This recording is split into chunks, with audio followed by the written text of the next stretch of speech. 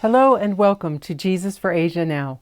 I'm Natalie Wood and my husband John is joining me today as we travel to the northern plains of Thailand to hear stories of lives being changed by God. Hello, love. Hi, darling. How are you? I'm doing well. Awesome. And I'm looking forward to hearing the stories that we have to share today. Yes. Stories of lives being changed. Absolutely. Fresh from the front lines. Right. Now, before we start sharing the video segments that we have and some of the other stories, what is the need that this ministry in particular is answering? Well, we're looking at a children's home in northern Thailand.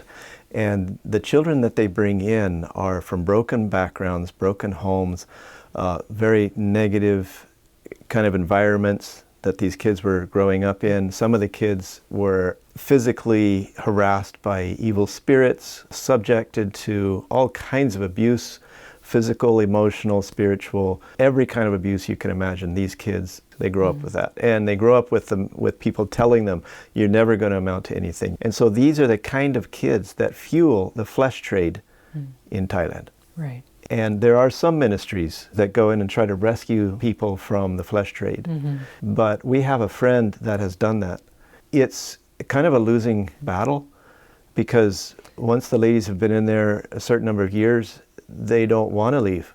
And it just drains them. It drains them of who they are. It drains them of any self-respect. It drains them of a position in society. It just drains them to the point where, you know, they're chewed up and they get spit out. And they get to an age where they either have AIDS, or they have some kind of disease. Some other disease, yeah. Or they're no longer beautiful, no longer desirable, and it's just a really, really sad situation. And so their advice to us was, if you can save the kids before they get into that trade, then you've saved a life.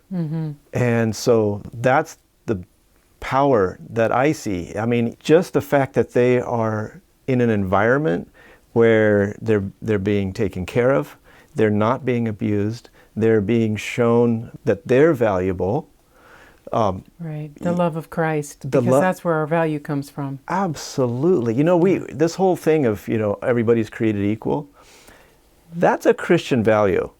You know, a lot of people may not realize that, but when you go around and you see other societies, even the way other religions operate, this whole concept of all men, all people created equal is absolutely Christian. There's no other source for that concept in history. Right. And so even just seeing a group of kids in a safe environment like what we're going to see today, to me, is a major victory in and of itself, because it is battling against the flesh trade. That is just that many kids that are no longer susceptible to the flesh trade. And that just makes me really happy. Yeah, it's really beautiful to think about that, the opportunities God has given us to snatch them out before more damage is done. I mean, some of them have been damaged to an extent that it takes years to completely come out of those damages, but God can heal. That's the beautiful thing we see from stories like Mary in the Bible. How many times did he have to cast demons out of her? How many times did he have to tell her that she was forgiven? Yes. You know, how many times did Jesus have to call her? How many times did the Spirit have to whisper to draw her to himself? Yes. You know, he didn't give up. No. And we can't either. No. That doesn't mean it's a quick fix every time. Absolutely. And this kind of started with Josh and Chitty Bowder working in the slums of Thailand and realizing that these kids, even though they might be trying to help them, everyone else is telling them, you're not going to become anything. You're just going to end up a prostitute. You're just going to end up on the street. You're just going to end up a drug user, drug dealer. And they had to get them out of that. And so they sent 2 kids up to the north to our Adventist Academy. One of them was Prau. And in her own testimony, she says how she knew that what she was doing was bad, but she just didn't see any other option. There was no other way, no one to help her. And now that she has a new mom and a new dad, and Josh and Chitty, she has hope. She has a new identity, you know? And God does that to us. He reaches into us. He sees that we've done bad things. We've really failed, but he sees that's not who you are. You're the son of a king. You're the daughter of a king, and you have value. Right. Right, and it's so neat to see how Josh and Chitty have been pouring that into Prow, and then into their other kids as God has given them other children. Yeah. It's just so neat, and the kids are calming down. They're, learning and growing in God, and it's just beautiful. Yeah, when I visited there this last a few months ago, I could see these kids, they valued the worship time, and they ran it themselves. And there's this feeling of peace. You got 7 kids, many of them teenagers, in a house. You don't always feel peaceful. Right. But these guys, I sensed that peace. There was order. They knew what was going on, and they felt safe. And it was just a beautiful thing. And so the place we're going today is an outgrowth from Josh and Chitty's, that ministry. Right. The Norton family were called to Sukhothai, Thailand, to be the first Adventist presence in that entire city. Right. But they always had a heart for kids, and they always knew that God would probably call them into taking care of kids. So we have some videos today. Okay. And the first one is talking about changes in the kids. Awesome.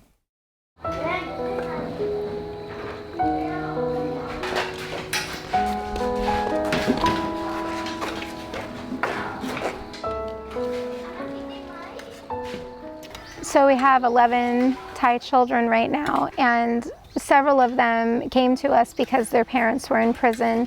Others came to us because their parents were fearful of what would happen to them if they stayed in their living situations where they were. Early, very young teenage pregnancies, and just various circumstances that their parents wanted them out of.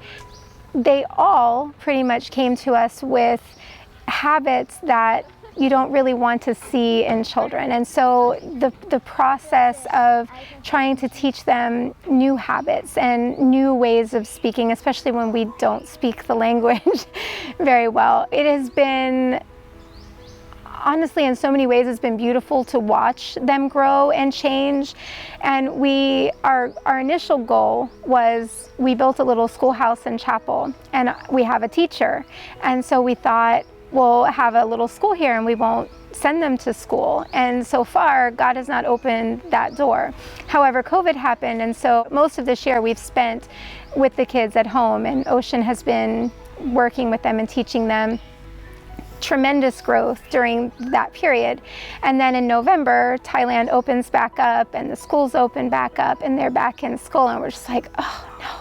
What are, all this time we're just praising God for the fact that they're home, and now they're not.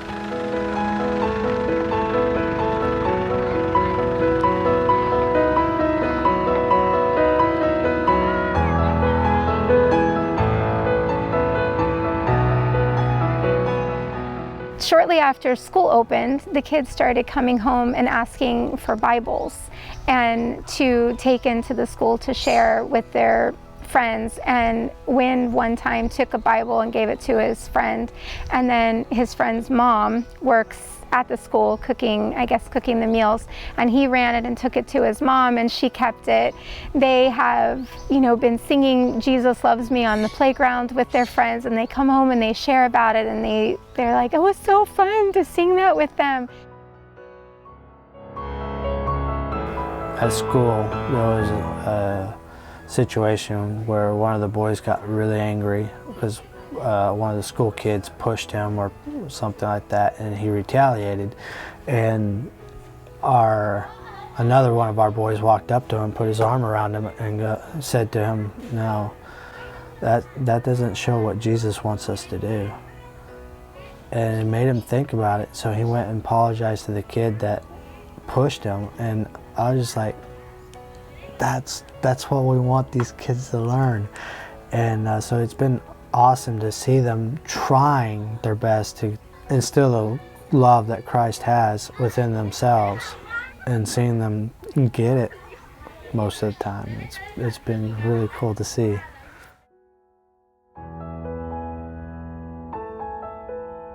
Just the excitement that they have, the enthusiasm for what they're learning about God, no matter how small their understanding of Him seems to us sometimes, the fact that they're taking what they have and they are taking it into the schools. And so they're going into this very dark place surrounded by people who know nothing about God, and they're sharing him. And our oldest is 14 and at a totally different school.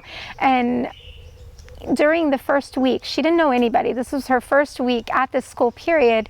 She made a friend and she immediately started telling her about Jesus. And so she comes home and she says, you know, I was telling my friend stories about Jesus and she was really listening. And I said, do you want to know more?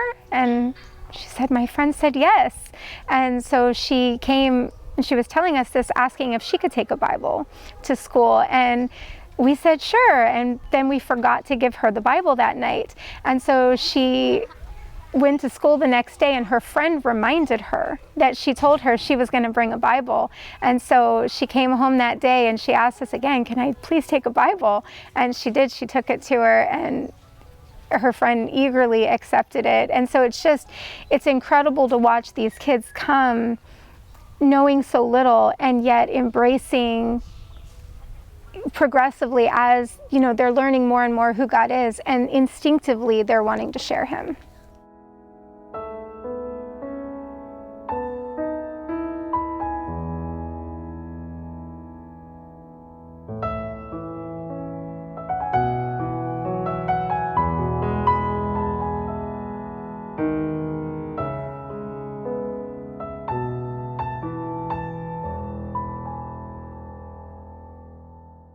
It's so neat to think about what God is doing in their lives, how they're seeing the love of God and they're recognizing, you know, them in themselves, the things that, you know, need to change, or, you know, the things that they can share with their friends at school. And that's really neat. A lot of this is very revolutionary to them.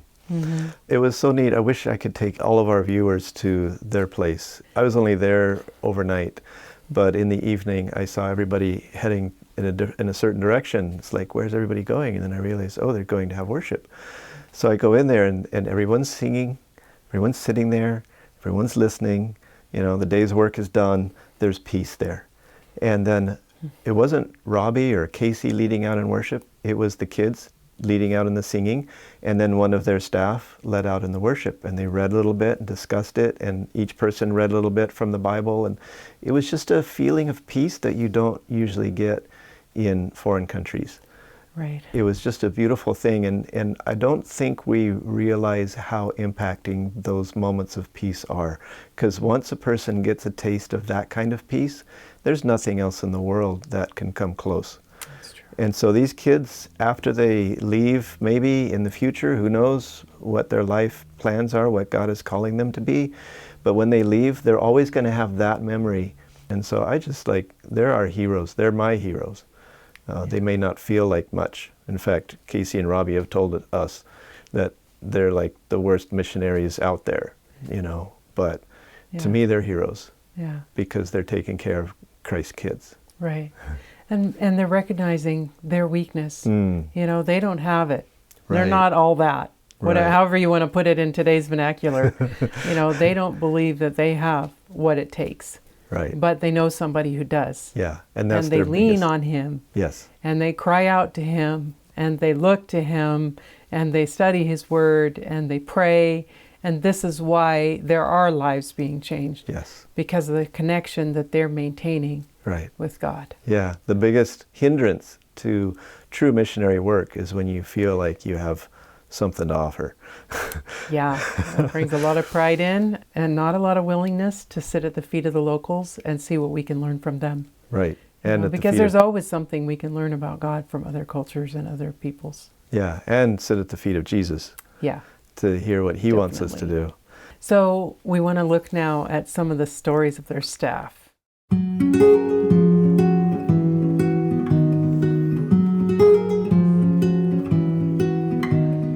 Hired Bisane and Wow, who came with 2 children. So they went ahead and moved here with us, and Wow started cooking for the children, and Sine started doing the maintenance stuff, and it's been a huge blessing having them here because this property's big, and then as busy as I am going from here to town to distribute the food and then come back or do the shopping, it keeps me on my toes just running back and forth. And so having Sine here, who's a steady worker, doing the maintenance stuff without having to pause or do anything, gets things done. And so he works very well with me. And then later on, after they moved here, we got his sister, Mott, as our cleaning lady, and she started taking care of the dormitory. She started taking care of the chapel, the bathrooms out here, and all that. And then she also waters the plants and does a little bit of the yard work as well. Shortly after she came, she showed up with her son one day, and he looked like a very angry young adult teenage boy. He did not want to be here. She was asking us to help him, so we said we will try.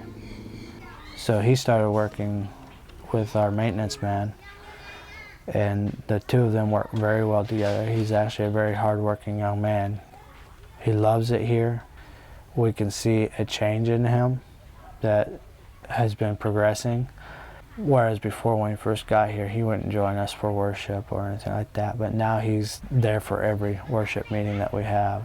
And he constantly tells our boys that he wants to learn more about God. We hired Ocean to be the full-time teacher. COVID was here, and that shut everything down. And the kids were having to do school here. Casey and I can't read Thai. Our girls could barely read Thai. And so to try to help them with their homework was beyond our scope. And so we put a flyer out through some help of some friends, and less than 24 hours later, this young man gives us a call and says he wants to come to work for us. And he said he watched some videos after we had talked to him of our ministry here, and he realized this is not a job, this is a ministry. And so it was really cool to hear him say that. He has been a huge help in the translation between our workers and us, and through visitations. And he has had a burden to start his own ministry while working here as well. And so every Sabbath, if it permits him to do so, he goes into the local village and he does branch Sabbath school with the kids. One of the things that several of our staff have expressed is their gratitude for the fact that they've been taken from work situations and living situations where it wasn't as easy for them to worship God as a family. And through that process over the past year, we've really been blessed to watch them grow as a family, as individuals. Their willingness to participate in leading out in worships with the kids, praying with the kids, having an interest in the community, taking part in the church service. Ocean came to us as a brand new, newly baptized believer, and has just, we've watched him blossom as he's poured over the scriptures, trying to search about who God is and what God wants from him. So it has been inspiring. It's been helpful that God has established this team, but it's also been inspiring to watch how quickly and eagerly they're latching on to this new experience that God is giving them.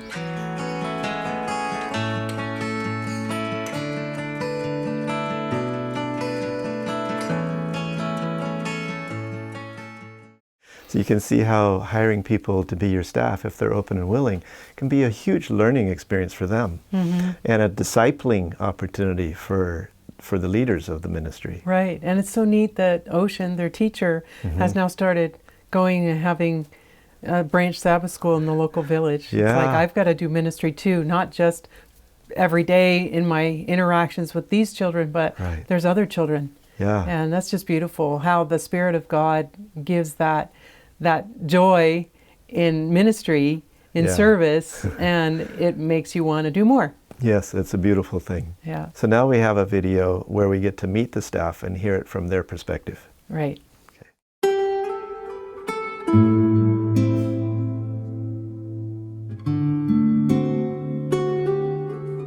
I grew up to be Buddhist, and to be honest, I haven't experienced Christianity until I I entered my college. But on my second year, I had that personal experience with God, and He opened my heart. So I slowly accept Him. And then at the end of my college, my advisor said that I had the potential to grow spiritually. So she offered me Bible lesson, and not so long after that, maybe like 2 months, she invited me to be baptized. So I was baptized. But at that time, I still couldn't find any job.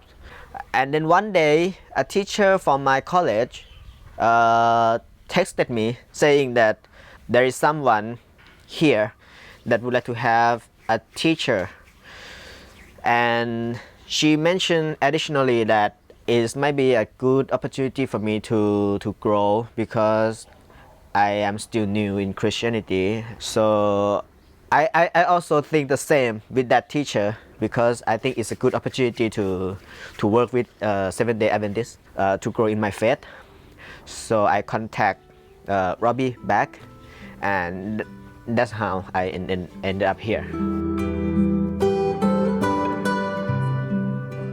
ดิฉันเมื่อก่อนเคยทำงานอยู่บริษัทแห่งหนึ่งซึ่งเงินเดือนก็ได้เยอะอยู่แต่ว่าไม่มีวันหยุดคือว่าไม่ได้มาเข้าโบสถ์ไม่ได้มารับใช้งานของพระเจ้าแต่พอมาอยู่ที่นี่เหมือนพระเจ้าเรียกดิฉันได้มาอยู่ที่นี่คือได้นมัสการทุกวันสะบาโตแล้วก็ได้เรียนรู้ได้รับพระวิญญาณมากขึ้นแล้วก็ได้เผยแพร่พระคำของพระองค์ให้สำหรับเด็กๆในสิ่งที่ฉันสามารถที่จะเผยแพร่ได้ที่ฉันได้รู้มาก็ขอบคุณพระเจ้าที่นำพาดิฉันได้มาอยู่ตรงนี้ถึงเงินเดือนจะไม่มากนักแต่ว่าดิฉันมีความสุขที่ได้มาอยู่ที่นี่มันดีกว่าที่ฉันจะทำงานที่บริษัทที่ว่ามีเงินเดือนแพงแต่ว่า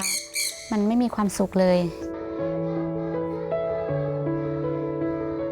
ก่อนที่จะมาอยู่ที่นี่ก็เราทำงานรับจ้างทั่วไปนะครับส่วนตัวของผมเองส่วนครอบครัวภรรยาก็มีงานประจำคือเราอธิษฐานหนักมากนะครับก่อนที่เราจะได้มาอยู่ที่นี่นะครับเราอยากให้ครอบครัวของเราคือได้พักผ่อนในวันสะบาโตนะครับเพราะว่าแฟนทำงานประจำก็คือเมื่อก่อนเป็นแม่ครัวอยู่ที่โรงพยาบาลนะครับก็ไม่มีวันหยุดเลยพอเมื่อถึงเวลานะครับอย่างที่พระเจ้าได้บอกเราเพราะว่าเมื่อถึงเวลาพระองค์ก็จะประทานสิ่งที่เหมาะสมสำหรับครอบครัวของเรานะครับก็คือให้เราได้มาอยู่กับครอบครัวของคุณล็อบบี้กับเคซี่นะครับที่ให้เราได้มีการเปลี่ยนแปลงชีวิตนะครับที่ดีขึ้นนะครับอันดับหนึ่งก็คือเราสามารถอยู่พร้อมหน้าพร้อมตากันในการนมัสการพระเจ้าในวันสะบาโตนะครับทำให้ครอบครัวของเราติดสนิทมากขึ้น